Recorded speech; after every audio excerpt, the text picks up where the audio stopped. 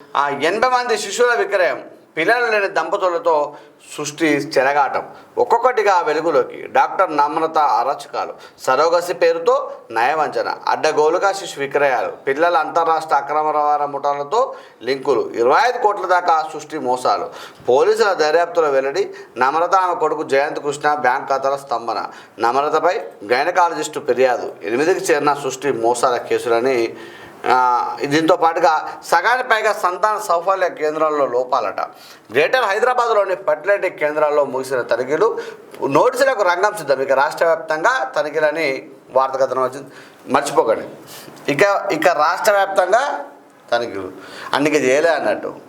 ఇప్పుడు జిల్లాలో ఇప్పుడు హైదరాబాద్ చేసిళ్ళు, సగానికి పైగా పంచాయతీలు ఇవే అని తెలిసింది. మరి జిల్లాలో ఇప్పుడు వచ్చేలోపు ఇలా సర్దుకోరానే సర్దుకుంటారు. జిల్లాధికారులు ఉంటారు కదా, వాళ్ళు తనిఖీ చేయొచ్చు కదా. మెల్లగా తనిఖీ చేస్తారట. మెల్లగా గమనించండి. వీళ్ళు చేసిన ఈ మహాతలు చేసిన చూడండి, 80 మంది శిశువులను విక్రయించిందట. ఈ పిల్లలు ఎత్తుకపోయి మూట ఉంటుందా, వాళ్ళతో సంబంధాలు ఉన్నాయట. ఈ యొక్క ఇక బిచ్చగాల వీర్యం ఉంటుందా, అది చేసి పంచాయతీ చేసిర్రు. అంటే రకరకాల ఏమి చేయొద్దో అన్నీ చేసిర్రు వీళ్ళు, అంతే కదా. ఏం చేయొద్దో అన్నీ చేసిర్రు. అంటే ఏ తల్లిదండ్రులకైనా పిల్లలు కావాలి అని ఒక ఆలోచన ఉంటుంది. అంటే కొన్ని రోజుల వరకు వారి జీవనం సాగించినా కూడా, అరే మనకు కూడా పిల్లలు ఉంటే బాగుండే, ఎత్తుకొని పక్క ఇంటి పిల్లలను వేరే పిల్లలు చూసినప్పుడు వీళ్ళకు బాధ ఉండడము రకరకాలు ఉంటుంది లోపల. దీన్ని అంటే వ్యక్తపరచలేరు, బయటకు చెప్పుకోలేరు. అటువంటి సందర్భంలో ఇటువంటి హాస్పిటల్ ఆశ్రయించినప్పుడు వీళ్ళు చేసే మోసాలు ఇంత దరిద్రంగా ఉన్నాయి. అంటే పాపప్ సొమ్ము ఎప్పటికైనా తరుగుతుంది అంటే చూసిన అక్రమార్జన. ఏసీ రూములలో ఉండేవాళ్ళు ఇప్పుడు 20 మళ్ళీ కస్టడీకి పోతుంది. అప్పుడు ఎలా ఉండే, ఇప్పుడు ఎలా ఉండే. మరి పాపం ఎప్పుడైనా పండగ తప్పదు. గతంలోనేమో ఒక 2-3 తరాలకు కొట్టేది, ఈ తరాలకే కొడుతుంది. ఇది ప్రత్యక్ష ఎగ్జాంపుల్, కలికాలం ప్రత్యక్ష ఎగ్జాంపుల్ ఇటువంటి పాపప్ సొమ్ము. అందుకే అక్రమార్జన.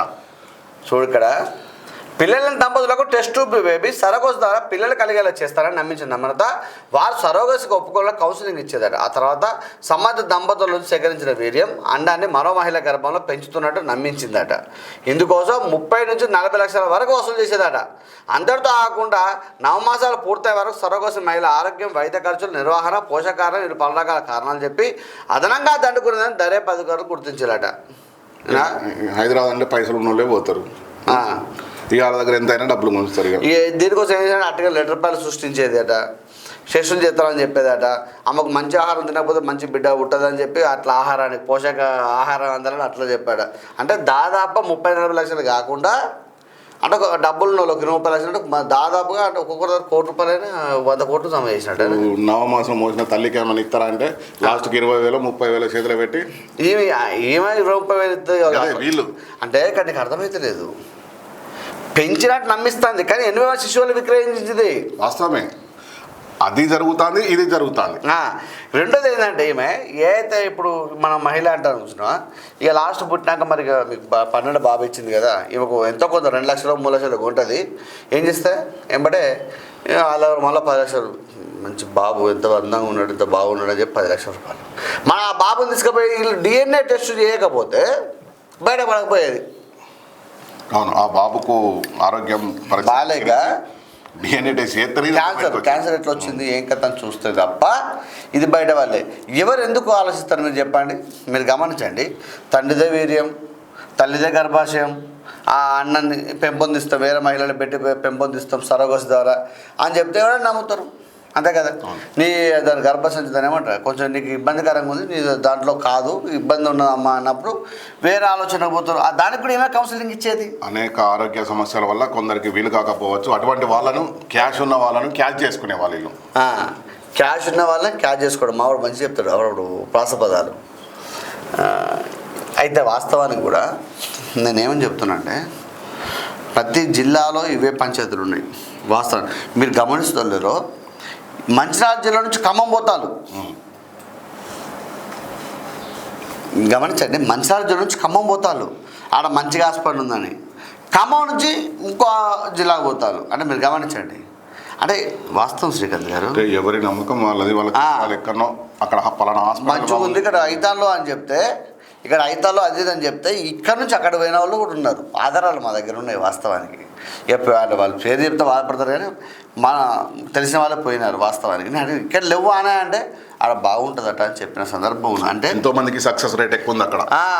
సక్సెస్ రేట్ ఈ సక్సెస్ రేటే ఈమె కూడా సక్సెస్ రేట్ ఉండబట్టే అనేక బ్రాంచీలు తెలిసింది, అంత ఆగమాగం చేసింది కదా. కానీ చిన్న పిల్లలు ఒక జీవితము నాశనం చేసింది. అందుకే చెప్తున్నాను కదా, ఎవ్వరు అయినా సరే ఈసారి నువ్వు పాపం చేసినామంటే ఈ జన్మలో ఇక్కడే నీకే కొడుతుంది. వాస్తవం. అనారోగ్య సమస్యలో ఏదో ఒకటి జరుగుతుంది. ఈ పాపది కూడా అదే. ఏం లాభం? ఈ వయసుకి వచ్చినాక ఆమె జైలుకు పోయింది. ఈ అన్ని కేసులు ఇప్పుడు ఆమె 8 కేసులు చేరినాయి. ఆ పీడీ యాక్టులు రకరకాల యాక్టులు పెడితే ఇక సచ్చి సావాలి తిరగాలి. నీకు ఎన్ని లక్షలు ఉంటుంది, ఎన్ని కోట్లు ఉంటుంది. ఇప్పుడు గాలి జనార్దన్ పరిస్థితి ఏంది, జగన్ పరిస్థితి ఏంది? ఈమె ఇన్ని రోజులు రిచ్ లైఫ్ మెయింటైన్ చేసింది కదా, వాళ్ళందరం ఒకటి పరువు పోయిందా మళ్ళీ కలిసి తిరుగుతా వాళ్ళతోని. ఇప్పుడు మన కోటపల్లి జిల్లాలో ఒక ప్రిన్సిపల్ సంగతి అంతేనా? అంటే హాస్పిటల్ కాదు, ప్రిన్సిపల్ పిల్లలను కొంచెం ఇబ్బంది పెట్టిండు, మొన్న శిక్ష పడ్డది.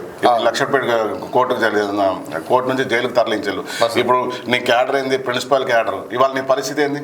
నువ్వు తలకాయ ఎక్కడ పెట్టుకుంటావు? మీ పిల్లల పరిస్థితి ఏంది? మీ నాన్న ఎడిపోయిన గిడి వేయడానికి దించదు పొద్దు.